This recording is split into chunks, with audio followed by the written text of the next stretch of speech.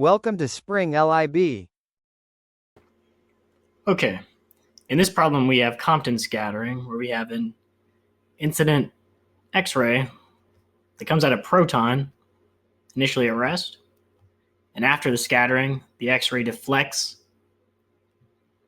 completely backwards at an angle of 180 degrees with its new wavelength, and the proton gets sent the other way with some momentum, energy, and velocity. Okay, so in this problem, we're actually interested in finding a lambda such that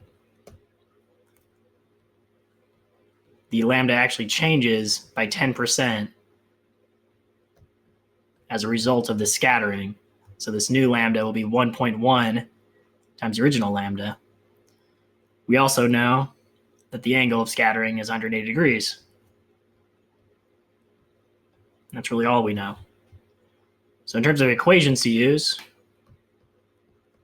you really have to rely on the Compton scattering equation on its own. And that should be enough.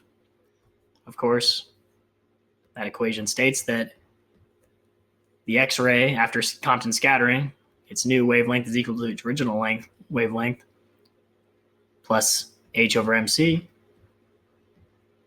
times this quantity in parentheses that involves the scattering angle. So this is actually all we're going to need for this problem. We also, in terms of constants, need to know CH and the proton mass. C, of course, is 3 e to the 8 meters per second.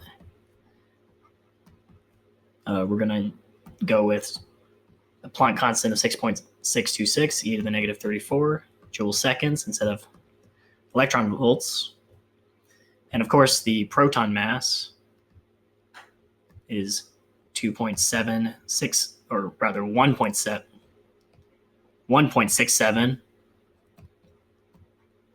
e to the negative 27. So there's a lot of sevens there. It's easy to get tripped up. Kilograms. So this is all we're going to need.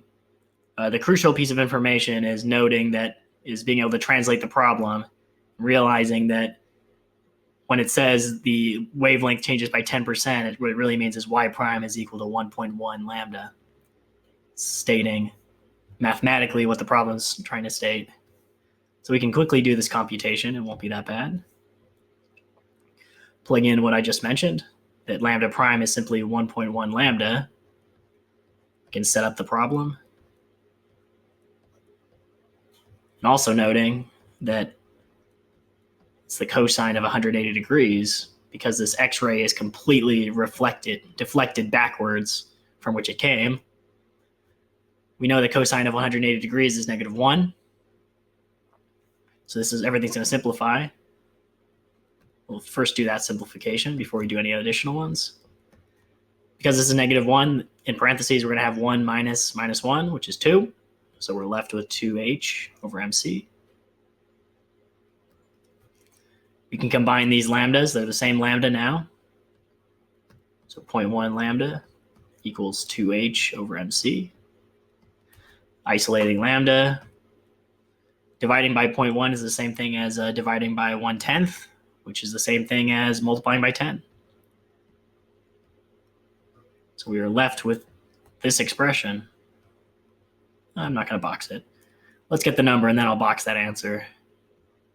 So putting in some real numbers. We have 6.626 e to the negative 34 joule seconds. Divide that all by the proton mass. It's really easy to substitute the electron mass on accident because most of these problems involve electrons. So we got to be extra careful here.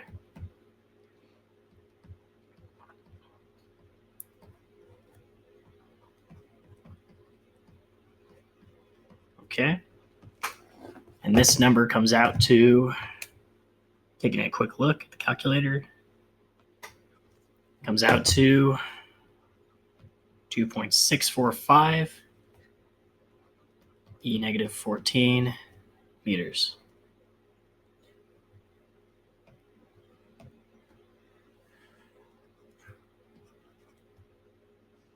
So here's the result to box. So if you've done any of the other problems in this chapter, you'll notice that most wavelengths are usually on the order of 10 to the negative 12 meters or picometers. This is significantly smaller than that. So this corresponds to a extremely large wavelength, or rather extremely small wavelength, thus extremely large energy. So this may not be one of the most practical results. It appears that to get complete reflection of 180 degrees and also get a 10% change in lambda of our light is a pretty considerable endeavor. Anyway, that's the calculation. That's it.